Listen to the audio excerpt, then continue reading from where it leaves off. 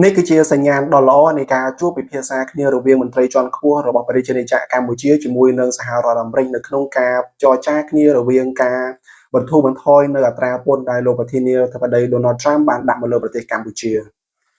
បាទសូមគោរពជម្រាបសួរបងប្អូនទាំងអស់គ្នាប្រហែលជាបងប្អូនទាំងអស់គ្នាបានដឹងហើយថានៅក្នុងពេលថ្មីៗនេះនៅក្នុងថ្ងៃទី2ខែមេសាឆ្នាំ2025បន្ទាប់អំពីការឡើងកាន់តំណែងលើកទី2របស់លោកប្រធានាធិបតី Donald Trump គឺគាត់បានបង្កើតនៅច្បាប់ឬក៏បានបង្កើតនៅគោលការណ៍នៅក្នុងការទាញយកពន្ធនាំចូលអំពីបណ្ដាប្រទេសនៅក្នុងពិភពលោកដែលនាំចូលផលិតផលរបស់ប្រទេសខ្លួនចូលមកលក់នៅក្នុងប្រទេសសហរដ្ឋអាមេរិកតែម្ដងចា៎សូមបងប្អូនទាំងអស់គ្នាជួយចុច Subscribe នៅ Channel YouTube របស់ខ្ញុំម្នាក់មួយផងបាទសូមអរគុណជាក់ស្ដែងប្រទេសកម្ពុជាយើងក៏ស្ថិតនៅក្នុងចំណោមបញ្ជីប្រទេសដែលទទួលរងនៅការយកពន្ធដ៏ខ្ពស់ផងដែរបើយើងនិយាយអំពីប្រទេសនៅក្នុងតំបន់អាស៊ីអាគ្នេយ៍ឬអាស៊ានយើងនេះតែម្ដងដោយដែលបងប្អូនទាំងអស់គ្នាបានដឹងហើយថាបញ្ហាអត្រាពន្ធវាប្រៀបបីដូចជាកម្ដៅខ្លាំងក្លាតែម្ដងដែលវាធ្វើឲ្យប៉ះពាល់ដល់ប្រទេសកម្ពុជាយើងផងដែរនៅពេលដែលទទួលដំណឹងថាលោក Donald Trump បានយកពន្ធនៅលើទំនិញនាំចូលរបស់ប្រទេសកម្ពុជាយកទៅលក់សហរដ្ឋអាមេរិករហូតដល់ចំនួន49%ដែលវាជាចំនួនដ៏ខ្ពស់មួយដែលវាពិតជាធ្វើឲ្យកម្ពុជាយើងមានផលលំបាកផងដែរទៅលើបញ្ហានេះក៏ប៉ុន្តែបន្ទាប់តែអំពីលោក Donald Trump បានចេញនៅសាររបស់ខ្លួនដែលតាក់ទងជាមួយនឹងការយកពន្ធនៅលើបណ្ដាប្រទេសនៅក្នុងពិភពលោកក៏ដូចជាមានប្រទេសកម្ពុជាជាដើមនោះក៏ភ្លាមលោកនាយករដ្ឋមន្ត្រីប្រជាជាតិកម្ពុជាគឺសម្ដេចបវរធិបតីហ៊ុនម៉ាណែតគឺលោកបានទៅសេជាលីលាអសរដើម្បីផ្ញើទៅលោកប្រធានាធិបតី Donald Trump នៅក្នុងការបង្ហាញនៅអឺការសូមចរចាជាមួយនឹងសហរដ្ឋអាមេរិកដើម្បីស្វែងរកដំណោះស្រាយដើម្បីធ្វើយ៉ាងណាឲ្យប្រទេសទាំងពីរនេះមានចំណងមិត្តភាពនៅក្នុងការធ្វើពាណិជ្ជកម្មរវាងគ្នាទៅវិញទៅមកឲ្យមានភាពល្អប្រសើរឡើងតែម្ដងបន្ទាប់តែអំពីការប្រកាសរបស់លោកប្រធានាធិបតី Donald Trump បាន2ថ្ងៃគឺក្រសួងពាណិជ្ជកម្មកម្ពុជាបានប្រកាសនៅក្នុងការបន្ធូរពន្ធនាំចូលទៅលើផលិតផលរបស់សហរដ្ឋអាមេរិករហូតដល់ចំនួន19មុខ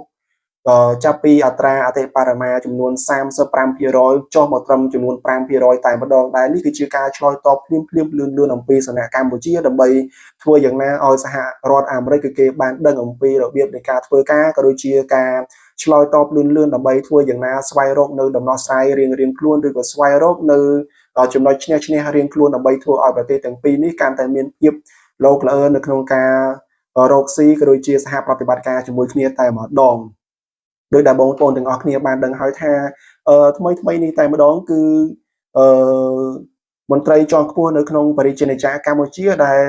ដឹកនាំដោយលោកឧបនាយករដ្ឋមន្ត្រីសុនចន្ទថលនិងជាអនុប្រធានទី1ក្រុមប្រឹក្សាអភិវឌ្ឍកម្ពុជានិងលោកស្រីចមនិមលរដ្ឋមន្ត្រីក្រសួងពាណិជ្ជកម្មកម្ពុជាបានដឹកនាំក្រុមការងារសម្របសម្រួលទំនាក់ទំនងពាណិជ្ជកម្មនិងវិនិយោគទ្វេភាគីកម្ពុជាអាមេរិកនៅក្នុងការចរចាជុំទី1ស្ដីអំពីដំណើរការដំឡើងពន្ធបរិមារវាងប្រទេសទាំងពីរជាមួយនឹងលោកស្រី Sarah Element អនុប្រធានតំណាងពាណិជ្ជកម្មអាមេរិកទទួលបន្ទុកតំបន់អាស៊ីអាគ្នេយ៍និងប៉ាស៊ីហ្វិកតែម្ដងការចរចាលើកទី1នេះគឺធ្វើឡើងរយៈពេលចំនួន3ថ្ងៃគឺចាប់តាំងពីថ្ងៃទី13ខែឧសភារហូតដល់ថ្ងៃទី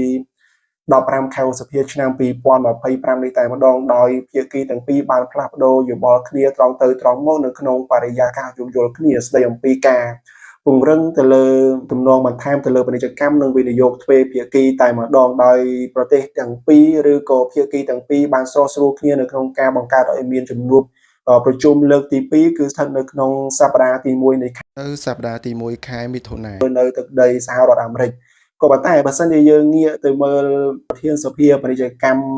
អាមេរិកប្រចាំកម្ពុជាគឺលោក Casey Barnett បានសម្ដែងនៅក្តីកង្វល់ថាកម្ពុជានឹងបាត់បង់នៅលទ្ធភាពនៅក្នុងការនាំទំនិញចូលទីផ្សារសហរដ្ឋអាមេរិកនិងបាត់បង់ការងាររោងចក្រជាង100000ការងារប្រសិនណាបើកម្ពុជាមិនអាចគេចផុតអំពីការជាប់ពន្ធរបស់រដ្ឋបាលលោកប្រធានាធិបតី Donald Trump ឬក៏សហរដ្ឋអាមេរិកនៅក្នុងអត្រារហូតដល់49%នោះទេបើតាមលោកកាសេការជាប់ពន្ធរបស់អាមេរិកនៅក្នុងអត្រាដ៏ខ្ពស់នេះក៏អាចទាញទម្លាក់ការវិនិយោគិនបរទេសដោយផ្ទាល់នៅកម្ពុជាជាពិសេសគឺក្រុមហ៊ុនចិនជាច្រើនបានមកបណ្ដាក់ទុននៅក្នុងប្រទេសកម្ពុជាយើងផងដែរអញ្ចឹងតើយើងទាំងអស់គ្នានឹងរងចាំតាមដានមើលបន្ថែមទៀតតើជំនួប លើកទី2រវាងមន្ត្រីជាន់ខ្ពស់និងមន្ត្រីជាន់ខ្ពស់រវាងប្រទេសទាំងពីរគឺប្រទេសកម្ពុជានិងសហរដ្ឋអាមេរិកនឹងដំណើរការយ៉ាងរលូនឬក៏ទទួលបាននៅសញ្ញាណដ៏ល្អជាវិជ្ជមានណាមួយបន្ថែមទៀតយើងនឹងរងចាំមើលបន្ថែមទៀតប្រសិនណាបើជាបញ្ហានេះទទួលបាននៅលទ្ធផលល្អនោះវាពិតជាចំណុចមួយដ៏ខ្លាំងក្លារបស់ប្រទេសកម្ពុជានៅក្នុងការបង្កើនស្វែងរកនៅការចរចារវាងប្រទេសមហាអំណាចនេះតែម្ដងអញ្ចឹងក្នុងនាមខ្ញុំជាពលរដ្ឋក៏ដូចជាបងប្អូនទាំងអស់គ្នាដែលអ្នកនិយមតាមដានទៅលើបញ្ហាក៏ដូចជាព័ត៌មានមិនថាព័ត៌មានទាក់ទងជាមួយនឹងសេដ្ឋកិច្ចនៅក្នុងប្រទេសកម្ពុជាទាក់ទងជាមួយនឹងព័ត៌មានសង្គ្រាមនៅក្នុងពិភពលោកជាដើមក្តីយើងនឹងរងចាំតាមដានមើលបន្ថែមទៀតតើបញ្ហានេះនឹងក្លាយទៅជាបញ្ហាដ៏ល្អសម្រាប់ប្រទេសទាំងពីរឬក៏យ៉ាងណាយើងនឹងចាំតាមដានមើលបន្ថែមទៀតបាទសូមអរគុណសូមជម្រាបលា